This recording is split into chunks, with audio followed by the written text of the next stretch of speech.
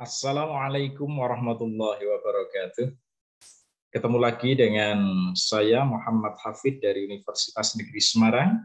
Pada video pembelajaran kali ini kita akan bahas satu materi akuntansi keuangan lanjutan atau advanced accounting untuk pokok bahasan akuntansi penjualan konsinyasi. Di video yang kedua ini kita akan khusus membahas akuntansi bagi pengamanat. Sedangkan akuntansi bagi komisioner bisa disimak di video saya sebelumnya.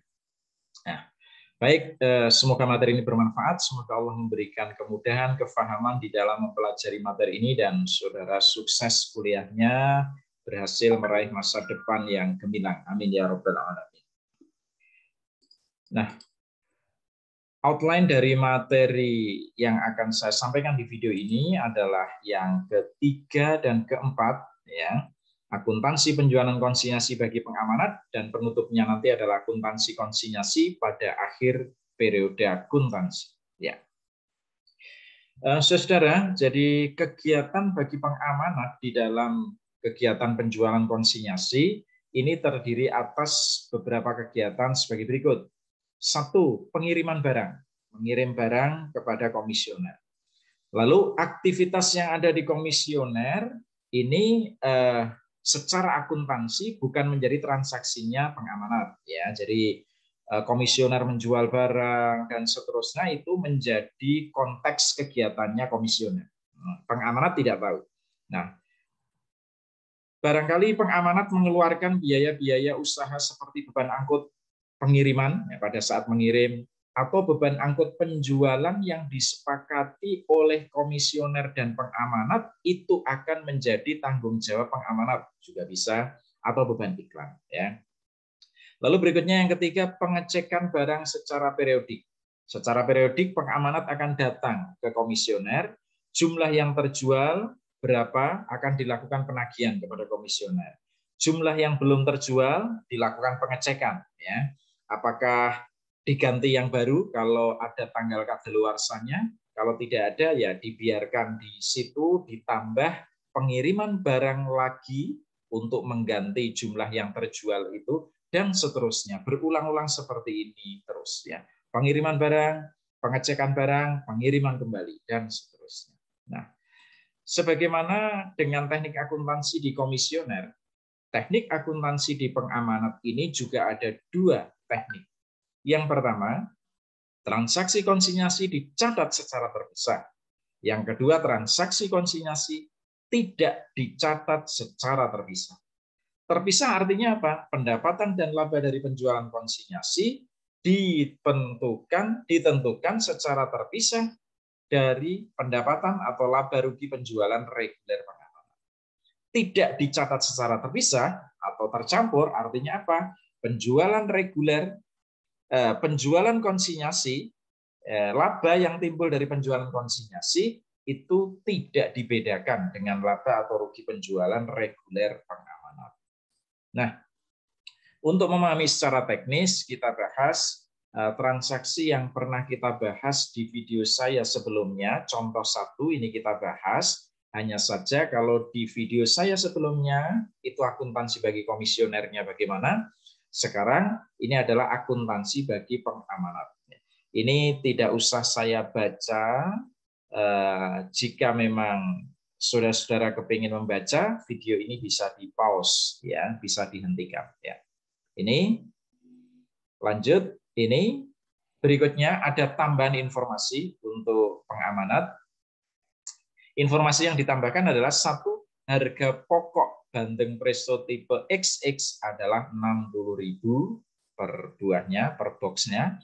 Harga pokok Banteng Presto tipe YY 30.000. Beban angkut tanggal 2 Juli 100.000, beban angkut tanggal 15 Juli 100.000.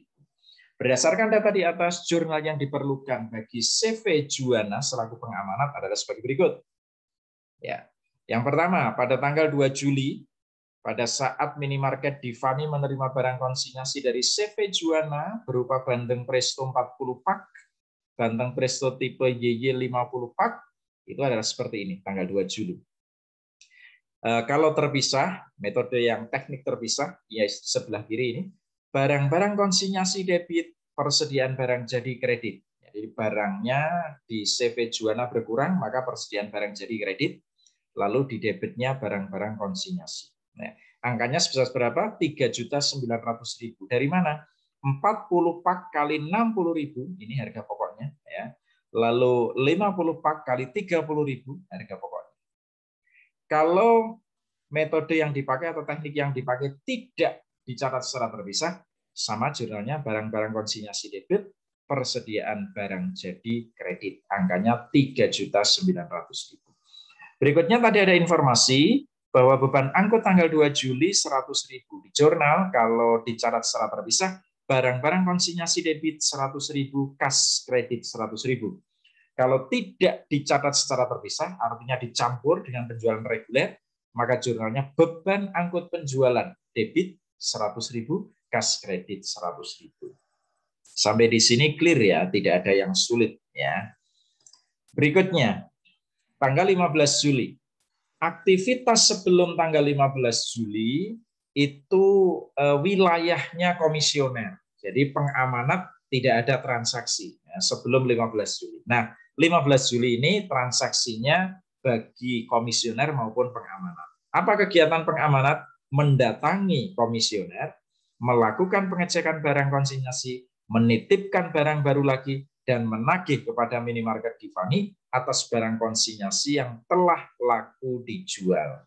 Jadi CV Juwana menyerahkan barang baru lagi berupa 40 pak bandeng Presto tipe XX dan 50 pak bandeng Presto tipe YY. Jadi ini pengamanat datang ke komisioner dapat uang. Kas debit 5.100.000, lalu kreditnya penjualan konsinyasi 5.100.000. HPP konsinyasi 3.900.000, beban penjualan konsinyasi 100.000, ya, barang-barang konsinyasi kredit 4 juta. Ini untuk mencatat penerimaan hasil penjualan dari komisioner. Jadi laporan penjualan dari komisioner. Angka-angkanya ini. Ya. Kalau tidak dicatat secara terpisah, kas debit 5.100.000, penjualan kredit 5.100.000. Coba dibandingkan. Kalau yang kiri akunnya penjualan konsinyasi. Kalau yang kanan penjualan titik. Karena tidak dibedakan apakah penjualan ini penjualan konsinyasi atau penjualan reguler, tidak dibedakan. Berikutnya ini, HPP konsinyasi di sebelah kiri, kalau di sebelah kanan HPP titik 3.900.000, barang-barang konsinyasi 3.900.000 ya. Berikutnya ketika menyerahkan barang baru di jurnal seperti tanggal 2 tadi, barang-barang konsinyasi debit ya 3.900.000, persediaan barang jadi kredit 3.900.000. Oke, jurnalnya seperti ini ya. Untuk mengetahui kas yang diterima ini 5.100.000, lihat ya laporannya dari komisioner ya. Jadi lihat laporannya komisioner ya. Jadi tanggal 15 ya. Ini ya. Oke. Berikutnya tanggal 30 Juli sama ya. Tanggal 30 Juli itu CV Juwana mendatangi minimarket Givani untuk melakukan pengecekan barang, mengganti barang yang telah kadaluarsa, menitipkan barang baru lagi, dan menagih barang yang sudah dijual. Jurnalnya kas debit penjualan konsinyasi kredit 2.200.000 ya. HPP konsinyasi debit 3.900.000, beban penjualan konsinyasi debit 200.000, barang-barang konsinyasi kredit 4.100.000 ya. Nah, ini kas debit 2.200.000, penjualan kredit 2.200.000, HPP debit 3.900.000, barang-barang konsinyasi kredit 3.900.000. Nah, saudara juga bisa menggunakan pendekatan bruto. Kalau tadi pendekatannya neto, bisa juga pakai pendekatan bruto. Pendekatan bruto itu penjualan konsinyasinya yang tadinya diakui di sini 5.100.000, 5.100.000 ini saudara lihat semuanya, penjualan 5.100.000, ini pakainya adalah pendekatan neto ya, karena komisi sudah diperhitungkan. Tapi kalau mau pakai pendekatan bruto, boleh ini. Kas debit 5.100.000 sesuai uang yang dilaporkan, beban penjualan konsinyasi debit 1.400.000, penjualan konsinyasi kredit 6.500.000. 1.400.000 dari mana? Komisinya 1.300.000, beban pembungkusnya 100. Ya. Berikutnya, ini kalau yang ke sini aja ke bawah. HPP konsinyasi sama, beban penjualan konsinyasi sama, kalau yang ini sama. Ya, jadi yang pendekatan bruto itu penjualannya, akun penjualan. Nah, yang teknik di sebelah kanan tidak dicatat secara terpisah. Kas debit 5.100.000, beban pembungkus 100.000, beban komisi penjualan 1.300.000, penjualan kredit 6.500.000. Pak, komisi kok ikutnya beban, bukan pendapatan? Iya, karena bagi pengamanat, komisi ini adalah beban. Bagi komisioner, komisi itu pendapatan. Tapi bagi pengamanat, komisi itu adalah beban. Ini juga begitu, ya. Yang tanggal 30, penjualan konsinyasinya 3 juta. Ya. Karena apa? Ada beban upah display 200, komisinya 600, jadinya 800 ini, maka kas yang diterima 2.200.000. Yang sebelah kanan, teknik tidak dicatat secara terpisah, kas debit 2.200.000, beban upah display 200.000, beban komisi penjualan 600.000, penjualan kredit 3 juta. Ya, seperti itu. Oke. Ya. Oke, berikutnya berhentinya hubungan pengamanat atau komisioner. Jadi hubungan kerjasama antara pengamanat dan komisioner bisa berhenti ketika apa? Satu, komisioner memutuskan untuk tidak melanjutkan kerjasama penjualan konsinyasi dengan pengamanat tertentu karena barang konsinyasi milik pengamanat tersebut sudah tidak menarik lagi dan amat kesulitan untuk dijual di pasar. Ya. Jadi, wah jualnya kesulitan, lebih baik dengan pengamanat yang lain. Kalau yang ini kok tiwas ya, apa sudah displaynya memakan tempat tapi nggak pernah laku ya, jadi udahlah putus saja. Itu inisiatif dari komisioner.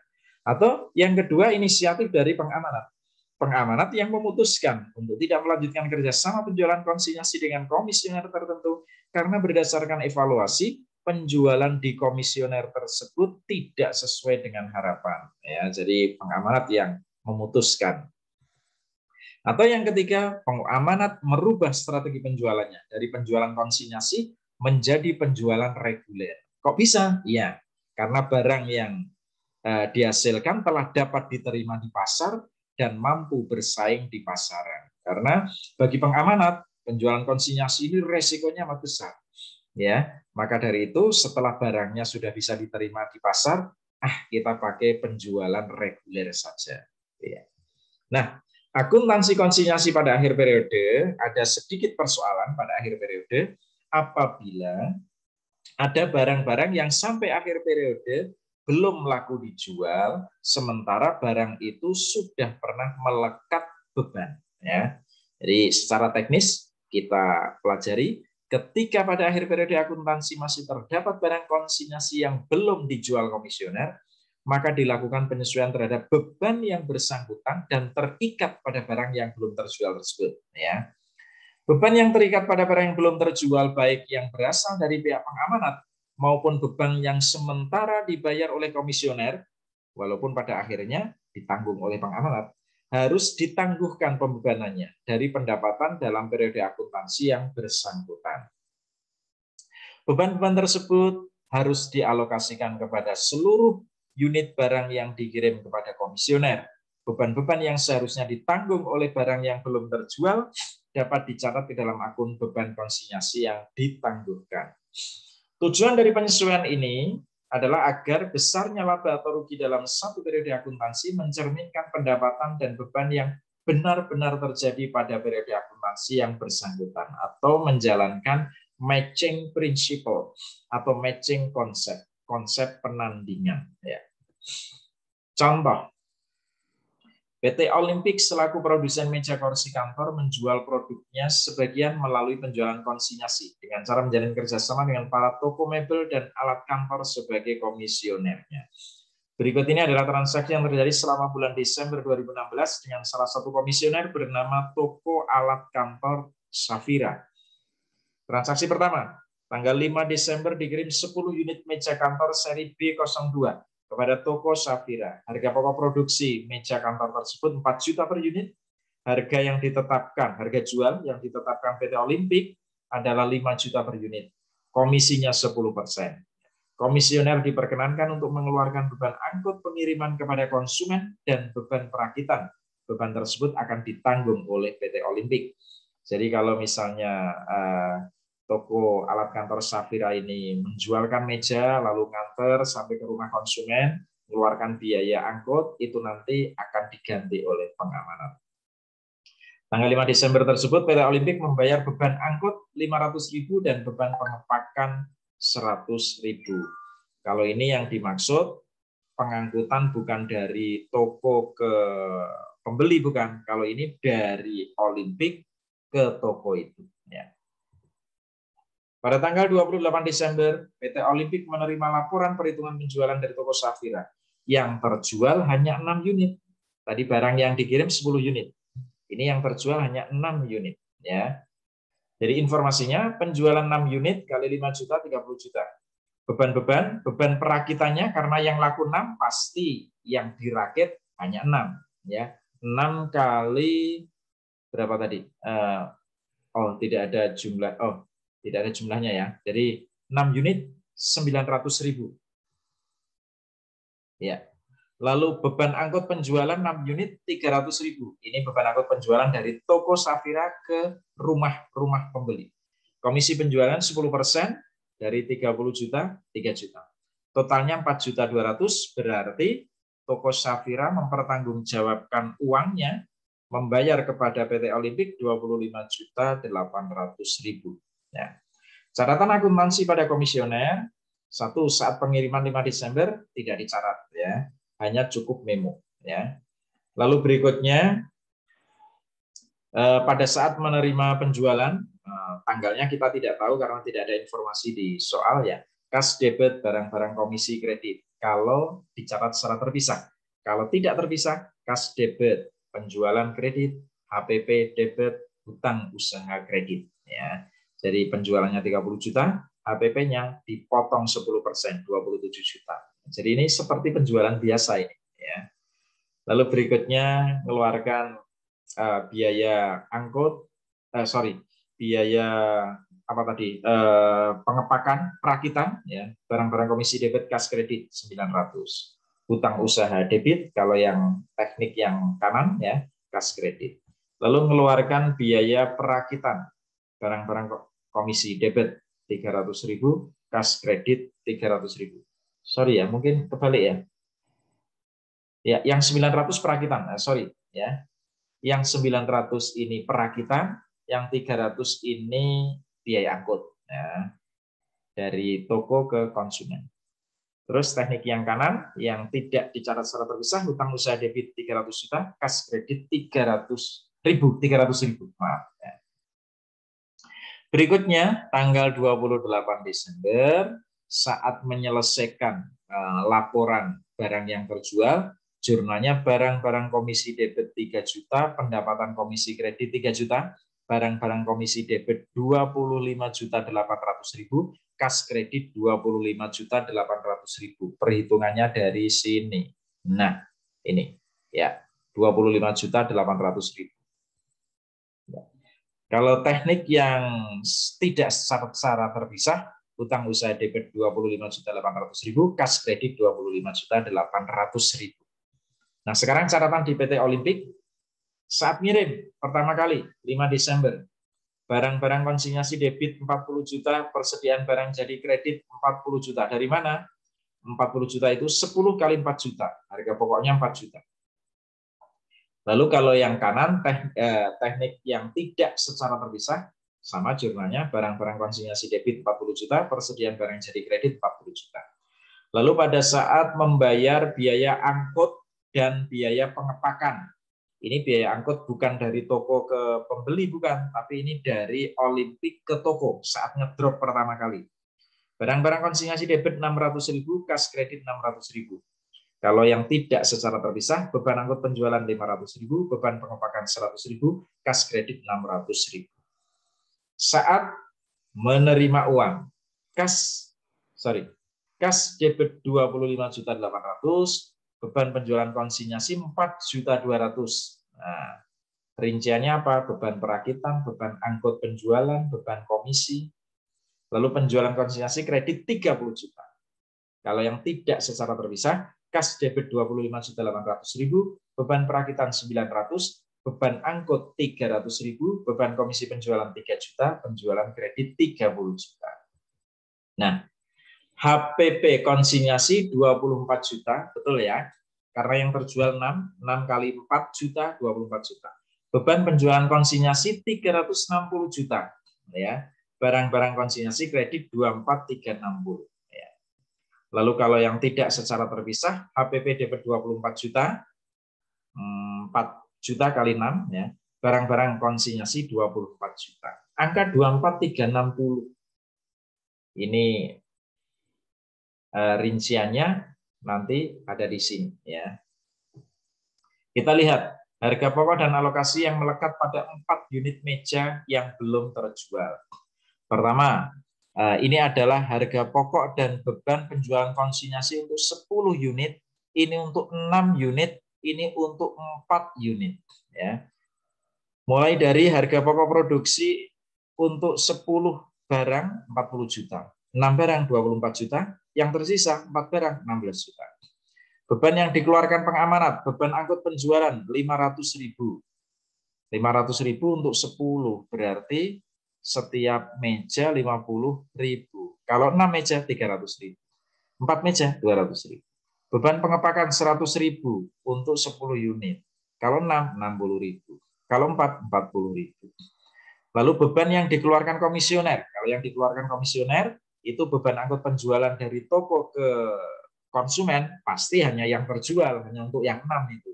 Jadi di sini 300.000, di sini 300.000. Yang 4 unit yang belum terjual ya belum ada beban itu. Beban perakitan juga sama seperti itu. Komisi penjualan juga sama seperti itu. Sehingga totalnya di 10 unit itu adalah 44.800.000, di 6 unit 28.560.000, di 4 unit 16.240.000. Nah, kalau kita lihat di sini, di buku besar akun barang-barang konsinyasi akan menampilkan angka sebagai berikut. Harga pokok pengiriman barang 40 juta. Beban angkutnya 500.000. Beban pengepakannya 100.000. Ya. Lalu harga pokok penjualan 6 unit yang terjual 24360. 24360 itu ini 24 tambah 300 tambah 60. Berarti harga pokok barang 4 yang belum terjual di sini adalah 16.240. Oke, begitu. Ini penutupnya, kalimat penutupnya, saldo debit akun barang-barang konsinyasi sebesar 16.240.000 adalah harga pokok dan beban yang melekat pada 4 unit meja kantor yang belum terjual. Jadi angka 240 ini yang disebut beban yang ditangguhkan. Kenapa? Karena angka ini melekat pada barang yang belum terjual. Kalau beban tahun yang bersangkutan ini, tahun berapa ya tadi ya? 2000, lupa saya, dicek ya, 2016 apa ya? Kita cek. 2016 ya. Kalau beban tahun 2016 kita hitung semua 500.000 dan 100.000 ini enggak fair. 2016 itu beban angkut penjualan yang barang ini dan pengepakan hanya 360. Yang 240 belum dibebankan di tahun ini karena apa? Melekat pada barang yang belum dijual. Ini namanya beban yang masih ditangguhkan. Nah, ini semata-mata untuk menjaga matching konsep di teori akuntansi, saudara. Karena apa? Pendapatan dengan beban harus bisa ditandingkan. Dan pendapatannya kan cuma 24 juta. Cuma untuk 6 barang, 6 barang. Maka bebannya juga untuk 6 barang. Yang 4 ditangguhkan. Begitu, semoga penjelasan saya bisa membantu pemahaman saudara. Semoga bermanfaat. Saya ingatkan bagi saudara yang belum subscribe, boleh subscribe channel saya agar selalu bisa memperoleh informasi terbaru dari video pembelajaran saya. Demikian, wallahul muwaffiq ila aqwamit thoriq. Wassalamualaikum warahmatullahi wabarakatuh.